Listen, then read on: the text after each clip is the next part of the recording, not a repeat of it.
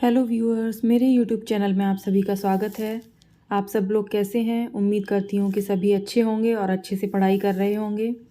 आज हम पढ़ने वाले हैं ताम्रपाषाण काल। तो चलिए शुरुआत करते हैं। जैसा कि नाम से ही स्पष्ट है, ताम्रपाषाण यानी तांबा और पत्थर, जब इन दोनों चीज़ों का संयुक्त रूप से प्रयोग होने लगा तो उसे ताम्रपाषाण काल कहा गया। इस काल में मनुष्य पत्थर के साथ तांबे के उपकरणों का भी प्रयोग करने लगा, इसलिए इसे ताम्रपाषाणिक युग, कैल्कोलिथिक या चाल्कोलिथिक एज कहते हैं। लगभग 5000 ईसा पूर्व में मनुष्य ने सर्वप्रथम जिस धातु का प्रयोग किया वह तांबा थी। तो मनुष्य ने सबसे पहले जिस धातु का प्रयोग किया वो तांबा थी। और कब से प्रयोग प्रारंभ हो गया था? 5000 ईसा पूर्व से। तकनीकी दृष्टि से ताम्रपाषाण अवस्था हड़प्पा की कांस्य युगीन संस्कृति से पहले की है।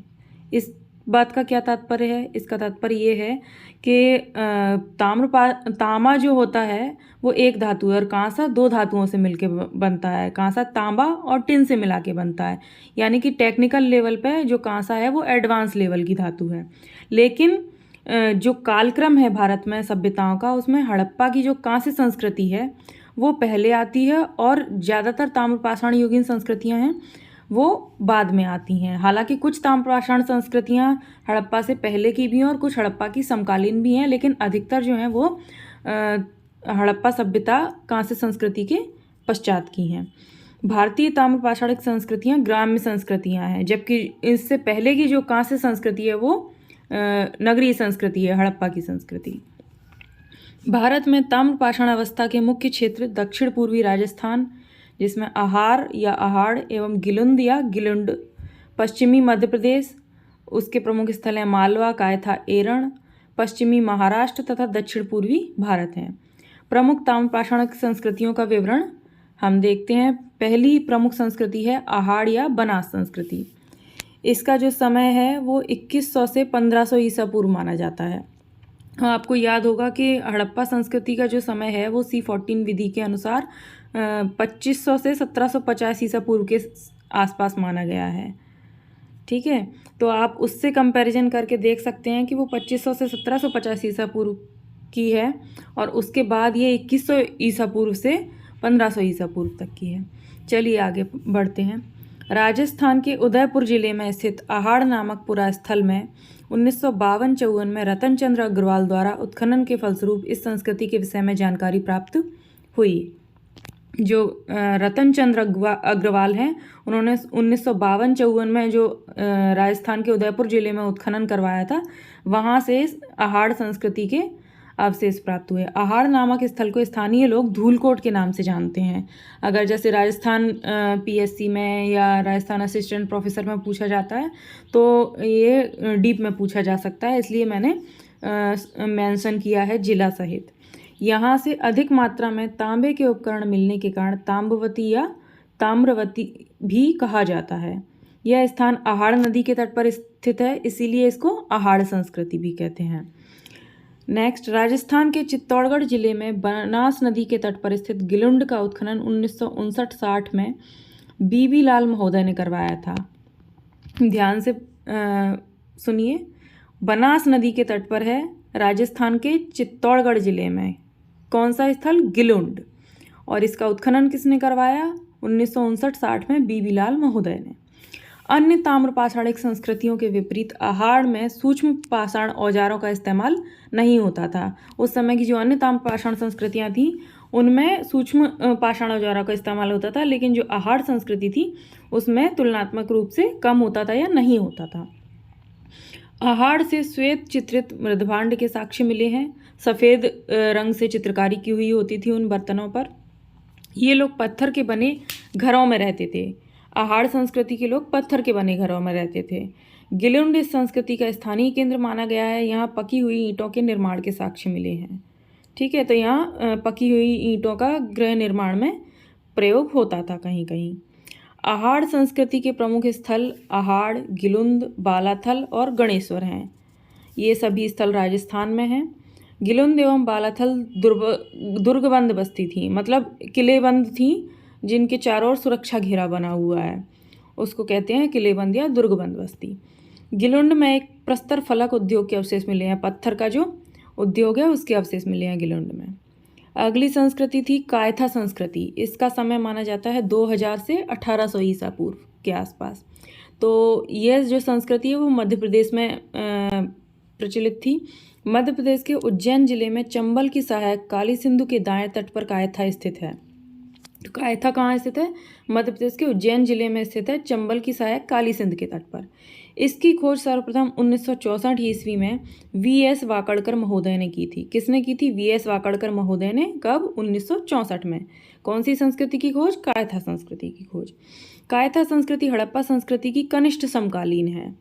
इसके मृदभांडों में कुछ प्राक हड़प्पीय लक्षण हैं, पर साथ ही इस पर हड़प्पाई प्रभाव भी दिखाई देता है, क्योंकि लगभग उसी समय पर यह भी विकसित थी।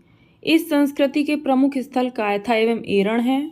कायथा से तांबे की कुल्हाड़ियों के साथ साथ वृषभ की मृणमूर्तियों के अवशेष भी मिले हैं। कायथा से क्या क्या मिला है? एक तो तांबे की कुल्हाड़ी मिली है और वृषभ यानी बैल की मृणमूर्ति, मिट्टी की मूर्ति भी कायथा से मिली हैं। और स्टेटाइट के छोटे छोटे मनके और कार्नेलियन जैसे कीमती पत्थरों के हार प्राप्त हुए हैं। कायथा और एरण की बस्तियां ताम्रपाषाण काल की सबसे प्राचीन बस्ती हैं और किलाबंद हैं। वहाँ पे गिलुंद जो अहाड़ बना संस्कृति थी, वहाँ गिलुंद और जो बालाथल है वो दुर्गबंद बस्तियाँ थीं। कायथा ताम्रपाषाण संस्कृति में कौन कौन सी बस्तियाँ दुर्गबंद थी? वो कायथा और एरण, ये दोनों दुर्गबंद बस्तियाँ थीं। अगली संस्कृति है मालवा संस्कृति। यह 1700 से 1200 ईसा पूर्व तक थी। मध्य प्रदेश के खरगोन जिले में स्थित नवदा टोली और महेश्वर के उत्खनन से सर्वप्रथम इस संस्कृति का विशिष्ट स्वरूप प्राप्त हुआ है। तो ये संस्कृति मुख्य रूप से वर्तमान में मध्य प्रदेश में खरगोन जिले में स्थित नवदा टोली और महेश्वर, इन दो स्थलों के उत्खनन से इसके अवशेष प्राप्त हुए हैं। इस संस्कृति के प्रमुख स्थल थे नवदा टोली, महेश्वर, नागदा, कायथा, एरण एवं इनाम गाँव। जो नवदा टोली महेश्वर हैं वो खरगोन में है, नागदा कायथा उज्जैन में है, एरण सागर में। और आप सोच रहे होंगे इनाम गांव जो है वो तो जोरवे बस्ती का स्थल है, तो वो इसमें कैसे? वो इसलिए क्योंकि मालवा संस्कृति पहले यहाँ प्रचलित थी और बाद में फिर यहीं पर जोरवे संस्कृति भी प्रारंभ हो गई। मालवा काल के गोलाकार मकानों का साक्ष्य इनाम गांव से मिलता है। प्रकाश, दैमाबाद तथा इनाम गांव में मालवा संस्कृति के बाद जोरवे संस्कृति विस्तृत रूप से फैली हुई थी। देखिए वही बात मैंने कहा कि पहले यहाँ पर मालवा संस्कृति प्रचलित थी और धीरे धीरे यहाँ पर फिर जोरवे संस्कृति फैलने लगी। तो जो इनाम गांव में वहाँ पे थोड़ा बहुत नगरीकरण की प्रक्रिया भी प्रारंभ हो गई थी। नेक्स्ट, नवदा टोली का उत्खनन एच.डी. सांकलिया ने करवाया। नवदा टोली जो खरगोन में स्थित है और मालवा संस्कृति का प्रमुख स्थल है, इसका जो उत्खनन है वो एच.डी. सांकलिया ने करवाया। यह सबसे विस्तृत उत्खनित ताम्रपाषाण युगीन ग्राम स्थल है। यहाँ से विभिन्न प्रकार के अनाजों के साक्ष्य प्राप्त हुए हैं। यहाँ इतनी वैरायटी के अनाज मिले हैं जितने अन्य किसी जगह से नहीं मिले हैं। जो मालवा मृदभांड है उसको ताम्रपाषाण मृदभांडों में उत्कृष्टतम माना गया है। यानी जितनी ताम्रपाषाण संस्कृतियाँ हैं उनमें सबसे अच्छी कोटि का, सबसे अच्छे स्तर का जो मिट्टी का बर्तन है वो मालवा संस्कृति का माना गया है। अगली संस्कृति है जोरवे संस्कृति। इसका समय 1400 से 700 ईसा पूर्व माना गया है। महाराष्ट्र के अहमदनगर जिले में स्थित जोरवे, नेवासा एवं पुणे में चंदौली, सोनेगांव और इनाम गांव तथा प्रकाश एवं नासिक प्रमुख जोरवे स्थल हैं। ये सभी जो स्थल हैं वो जोरवे संस्कृति के स्थल हैं। जोरवे स्थलों में सबसे बड़ा दैमाबाद है। दैमाबाद जो है वो गोदावरी की सहायक प्रवरा नदी के किनारे है। दैमाबाद से भारी मात्रा में कांसे की वस्तुएं मिली हैं, क्योंकि यहाँ पर कुछ हड़प्पाई प्रभाव भी था। ठीक है। इनाम गांव से अंत्येष्टि कलश, किलाबंद बस्ती इत्यादि के प्रमाण मिले हैं। तो पूर्व में हम पढ़ चुके हैं कि ताम्रपाषाण संस्कृतियों में एक तो गिलुंड और बालाथल में किलेबंद बस्ती थी, दूसरा कायथा और एरण में थी, और तीसरी जो संस्कृति है जोरवे संस्कृति का इनाम गांव, यहाँ से किलेबंद बस्ती के साक्ष्य मिले हैं। और इनाम गांव के चारों ओर खाई नुमा संरचना भी मिली है। जोरवे में द्विस्तरीय निवास का आभास मिलता है। इसका क्या मतलब हुआ?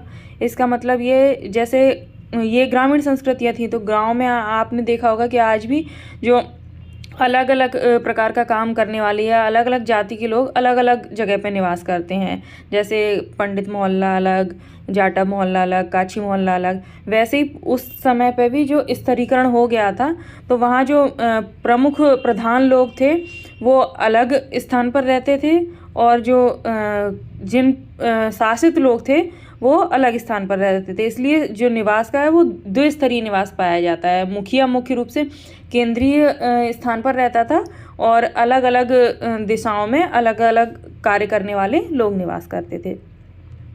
इनाम गांव से मातृ देवी की प्रतिमा मिली है। नेक्स्ट संस्कृति है गणेश्वर संस्कृति। 2800 से 2200 ईसा पूर्व इसका समय माना जाता है, और ये राजस्थान में प्रचलित थी। यह तांबे की खानों के निकट पड़ता है ये स्थान। इस संस्कृति को प्राक हड़प्पाई संस्कृति कहा जा सकता है, जिसकी भित्ति पर परिपक्व हड़प्पाई संस्कृति खड़ी हुई है। मतलब जो हड़प्पा की जो नगरीय संस्कृति है उसका बेस ये गणेश्वर की ग्रामीण संस्कृति थी। तिथिक्रम की दृष्टि से भारत में ताम्रपाषाण बस्तियों की कई श्रृंखलाएं हैं। कुछ प्राक हड़प्पीय हैं, जैसा कि मैंने पहले भी बताया था, कुछ हड़प्पा संस्कृति की समकालीन है, तथा कुछ हड़प्पोत्तर हैं। राजस्थान के कालीबंगा, हरियाणा की बनावली तथा पाकिस्तान के कोटदीजी की प्राक हड़प्पीय अवस्था ताम्रपाषाणिक है। बस्ती के ढांचों और शव संस्कार विधि दोनों से पता चलता है कि ताम्रपाषाण समाज में असमानता आरंभ हो चुकी थी। महाराष्ट्र में पाई गई कई जोरवे बस्तियों में एक तरह का निवासगत अधिक्रम दिखाई देता है। सरदार और उनके नातेदार आयताकार मकानों में रहते थे और गोल झोपड़ियों में रहने वालों पर प्रभुत्व रखते थे। गोल झोपड़ियों में जो शासित वर्ग होता था वो रहता था। एक तरह का व्यवसाय करने वाले लोग एक किनारे और सरदार प्रायः केंद्र में रहता था। जैसे इनाम गांव के शिल्पी पश्चिमी छोर पर रहते थे। शव संस्कार की भिन्न भिन्न विधियां प्रचलित थीं। महाराष्ट्र में लोग मृतक को अस्थि कलश में रखकर अपने ही घर के फर्श के अंदर उत्तर दक्षिण दिशा में गाड़ देते थे, जबकि दक्षिण भारत में ये पूर्व पश्चिम दिशा में गाड़ते थे। पश्चिमी भारत में संपूर्ण समाधान प्रचलित था, जबकि पूर्वी भारत में आंशिक समाधान प्रचलित था। चित्रित मृदभांडों का प्रयोग सर्वप्रथम ताम्रपाषाण लोगों ने ही किया था। मतलब इससे पहले मिट्टी के बर्तनों का प्रयोग तो हुआ था, लेकिन वो चित्रित प्रकार के नहीं होते थे। अगला, ताम्रपाषाणिक संस्कृतियों में जोरवे संस्कृति सबसे अंत तक जीवित रही। तो जो सबसे अंत तक 700 ईसा पूर्व तक जोरवे संस्कृति रही थी। सबसे बड़ी ताम्र निधि मध्य प्रदेश के गुंगेरिया से प्राप्त हुई है। तो ताम्रपाषाणकालीन स्थलों में सबसे जो अधिक तांबा वो मध्य प्रदेश के गुंगेरिया नामक स्थान से प्राप्त हुआ है। जोरवे संस्कृति का स्थल दैमाबाद प्रवरा नदी के किनारे, इनाम गांव भीमा नदी के किनारे, और प्रकाश जो है वो गोमई नदी के किनारे हैं। कई बार परीक्षा में कौन सा स्थल किस नदी के तट पर है ये प्रश्न पूछ लिए जाते हैं, तो इनका ध्यान रखिएगा आप। दैमाबाद है प्रवरा नदी के किनारे, इनाम गांव भीमा नदी के किनारे, और प्रकाश जो है वो गोमई नदी के किनारे है। ताम्रपाषाण बस्तियों के लुप्त होने का कारण अत्यल्प वर्षा या सूखा माना जाता है। तो आज हमारा ये ताम्रपाषाण काल समाप्त हुआ। इससे संबंधित प्रश्नों को यदि आप हल करना चाहें, आप देखना चाहें कि आपने जो कुछ भी पढ़ा उसमें से आपको कितना याद रहा, तो इस टॉपिक के क्वेश्चन से संबंधित वीडियो का लिंक मैं आई बटन में भी दे दूंगी और डिस्क्रिप्शन बॉक्स में भी दे दूंगी। वहाँ से आप लोग चेकआउट कर सकते हैं। अगर आप मेरे पिछले वीडियोस देखना चाहते हैं तो लिंक डिस्क्रिप्शन बॉक्स में है, वहाँ से चेकआउट कर सकते हैं। अगर आपको मेरा कंटेंट पसंद आ रहा हो तो लाइक कीजिए, सब्सक्राइब कीजिए, बेल आइकन पर क्लिक करके ऑल नोटिफिकेशन ऑन कर दीजिए, ताकि आपसे मेरा कोई वीडियो मिस ना हो जाए। अपने फ्रेंड्स और रिलेटिव्स जो कंपटीशन की तैयारी कर रहे हों उनको मेरे वीडियो शेयर करें। अगर आप मुझे कोई सजेशन देना चाहते हो, फीडबैक देना चाहते हो, या किसी टॉपिक पर वीडियोज़ देखना चाहते हो तो कॉमेंट सेक्शन में मुझे लिखें। व्यस्त रहें, मस्त रहें, मेरे चैनल से जुड़े रहें। यहाँ तक मेरे साथ बने रहने के लिए बहुत बहुत धन्यवाद।